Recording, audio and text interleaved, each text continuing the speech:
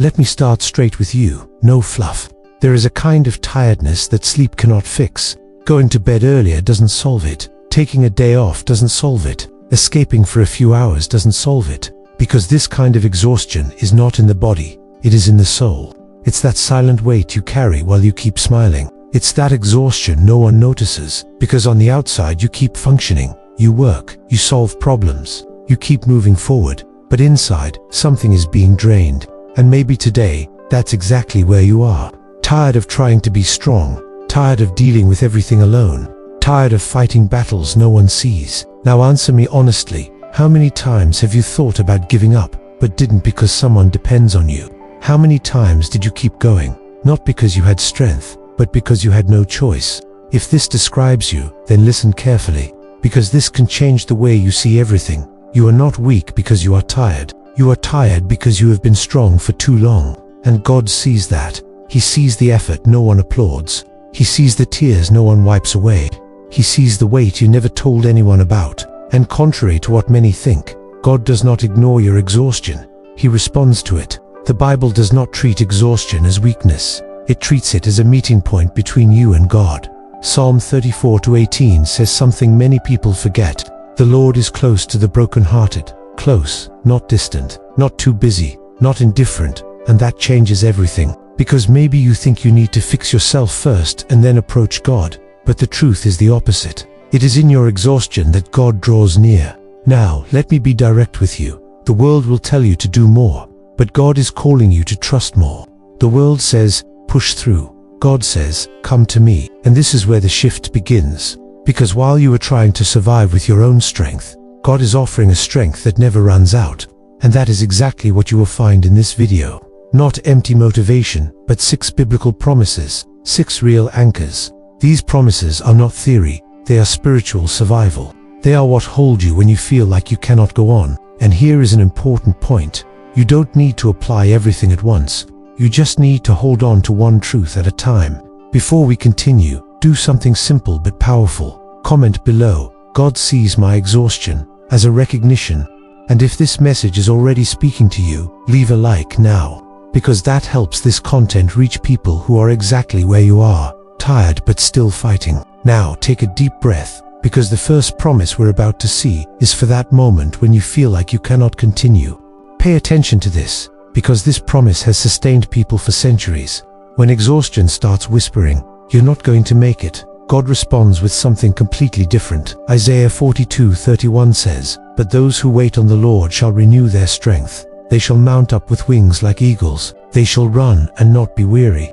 They shall walk and not faint. This is not motivational poetry. This is a promise. The text begins with, those who wait on the Lord. And waiting is not standing still. Waiting is trusting. It is choosing to believe even when nothing changes. And let's be honest, this is the hardest part. Because you pray and the answer doesn't come. You ask for strength and still feel weak. You keep going, but it feels like you're going in circles. Waiting on God is not passivity. It is positioning. It is saying, even tired, I will not leave the place where God has positioned me. Now look at what happens to those who remain. They shall renew their strength. It's not borrowed strength. It is renewal. Now comes the most powerful part. They shall mount up with wings like eagles. The eagle does not fight the storm. It uses the storm to rise above it. The eagles rises higher, and this completely changes the perspective. Because maybe you are trying to escape what you are going through, when in reality, God wants to elevate you through it.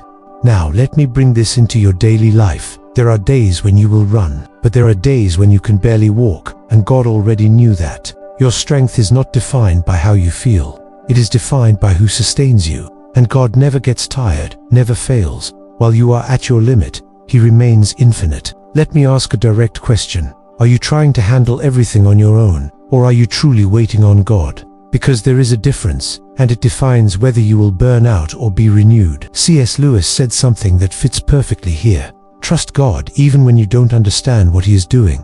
And that is exactly it. Waiting is trusting without control. It is resting without complete answers. Now, if you feel like you're at your limit, comment below, I choose to wait on God, but write it with decision. Like someone who understood that you don't need to have all the answers. You just need to remain. And keep this, your exhaustion is not the end of your story. It is the setting where God begins to renew you. The next promise does not speak only about strength. It speaks about something even deeper: rest for your soul. Now let me speak directly to you. You may even be functioning on the outside, but inside, you are exhausted. You feel emotional weight, constant pressure, and that sensation that you can never switch off. You lie down, but your mind keeps running. And the worst part, many people around you don't even notice, because you learned to carry all your fears in silence. Now, listen to this carefully. Jesus does not ignore this kind of exhaustion. He responded to it in Matthew 11:28. He says, "Come to me, all you who are weary and burdened, and I will give you rest." He did not say, "Fix yourself first," or "Be stronger." He said, "Come, just as you are, tired, confused, overwhelmed." Jesus is not offering superficial rest. It is real rest for the soul, and a tired soul is restored with surrender. Jesus proposes, "Take my yoke upon you, because my yoke is easy, and my burden is light." You are no longer alone. Jesus carries the weight with you. But here is the problem. Many people want relief, but they don't want to give up control. They try to solve everything their own way. Until you surrender, you will not rest. Rest does not come from doing less. It comes from trusting more. Today, you might be carrying anxiety about the future, family problems, or guilt from the past, but you were never made to hold this alone. Psalm 55:22 says, "Cast your burden on the Lord, and He will sustain you." To cast is to let go and trust. Close your eyes for a second. Imagine placing all of that into the hands of Jesus. The weight, the worry, and the pain. And now hear this. You don't need to pick up. You can leave it there. That is rest in God. C.S. Lewis wrote, "God cannot give us peace apart from Himself, because it does not exist." Now answer honestly. Are you really surrendering, or just trying to endure? That difference defines whether you remain exhausted or begin restoration. If this word spoke to you, comment, "I surrender everything into the hands of Jesus." Write it with intention, like someone who decided to stop carrying everything alone. Remember, you don't have to be strong all the time. You just need to go to the one who never gets tired. God does not just want to relieve your exhaustion, He wants to restore you completely. This promise appears powerfully in Psalm 23. "The Lord is my shepherd, I shall not want. He makes me lie down in green pastures. He leads me beside still waters. He restores my soul." Pay attention to that word, restores. This is being rebuilt. It is God taking what the wear and tear of life has broken and bringing it back to life. Think about this. How many things inside you have already been drained? Your peace, your joy, your motivation. You are still living, but not with the same intensity as before. And this is where this promise becomes real.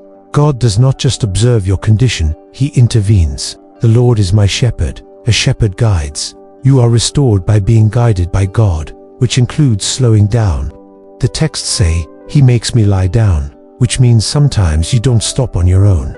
God makes you stop, because He knows that as you keep going at that place, you will break. Not every delay is loss. Sometimes it is protection.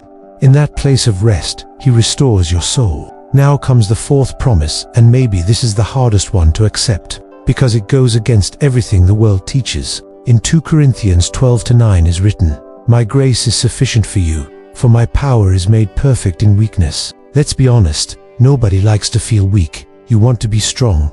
But God says, it is in your weakness that His power is revealed. That changes everything. Your weakness is not the problem. It is the access point for the power of God. The Apostle Paul understood this when he said, "When I am weak, then I am strong." Why? Because in that moment, he was no longer depending on himself. Now let me confront you with something direct. Maybe God has not removed this weight from your life because He wants to teach you to depend on Him, and you are resisting because you are still trying to be enough on your own. But you are not called to be self-sufficient. You are called to be dependent on God, and that is freedom. Now hold on to this. You do not need to have everything under control to be under God's control. And that is exactly what sustains the fifth promise. Galatians 6:9 says, "Let us not grow weary in doing good, for in due time we will reap if we do not give up." This is the kind of exhaustion that is most silent. It is not just suffering. It is the exhaustion of doing what is right for a long time without seeing results. You help and no one recognizes it. You pray and nothing changes. You remain faithful, but everything seems stuck. And then the thought comes, what is the point of all this? And that is the moment many people give up. not because they no longer believe in God, but because they got tired of waiting. But God responds with a promise: there is a right time. In due time we will reap, not in the time of anxiety, but in God's perfect timing. And here comes something powerful. Everything you are doing in faithfulness is a seed, and God never wastes a seed. Now let me be direct with you. The enemy does not need to destroy you. He only needs to make you give up before the harvest. And maybe you are closer than you think. C.S. Lewis said, most people give up right before the miracle happens. That is why this promise ends with a condition. If we do not give up, in other words, keep going, even tired, even without seeing, keep going. Now, if this spoke to you, comment here, I will not give up, but write it like someone who understood that exhaustion is a sign to depend more on God, and hold on to this. God restores what is broken, and God honors your perseverance. Now we come to the last promise, and maybe the most urgent for moments of collapse. Because there is a kind of exhaustion that comes from problems piling up, pressures increasing, and situations getting out of control. It feels like everything is falling apart. It is in this scenario that Psalm 46 declares, God is our refuge and strength, a very present help in trouble. Therefore we will not fear, though the earth gives way. Pay attention to this expression, very present. It is not distant, it is not occasional, it is now. In the middle of your anxiety, in the middle of your exhaustion, in the middle of your confusion, God is present, and that changes everything. Because maybe you are waiting for circumstances to improve in order to feel peace. But God offers the opposite, peace in the middle of chaos. Now think with me, if God is a refuge, then you do not need to face everything alone. Refuge is a place of protection. It is where you run when you cannot handle it anymore. But here is the mistake many people make. When exhaustion comes, they run to distractions. Instead of running to God, phone, series, food, or people. None of that solves anything. It only numbs. But God does not want to numb you. He wants to sustain you. The verse says, though the mountains be moved into the heart of the sea. In other words, even when everything seems out of place, God remains firm, unshakable. Now let me give you something practical and direct. When you feel overwhelmed, do not try to react immediately. Stop, breathe, and remember, be still and know that I am God. In Psalm 46:10, being still is not weakness. It is trust that God is still in control. Isaiah 42:31 says that God renews your strength. Matthew 11:28 says that Jesus gives you rest. Psalm 23 says that God restores your soul. 2 Corinthians 12:9 says that your weakness reveals His power. Galatians 6:9 says that your perseverance is not in vain. Psalm 46 says that God is your refuge in any situation. This is not theory. This is spiritual survival. You can keep carrying everything alone, or start living sustained by God. Both do not work together. C.S. Lewis said, when you discover that you cannot go on, that is exactly where God begins. Will you keep resisting, or will you finally surrender? Speak to God right there. Lord, I am tired. I cannot do this alone anymore. I place my burden in your hands. Now comment down below with decision. God is my refuge. And if this message spoke to you, do not let it die here. Subscribe to C.S. Lewis Mastery. Leave a like now and share this video. And never forget, you may be exhausted, but you are not abandoned. Tomorrow the strength will return, because the mercies of the Lord are renewed every morning.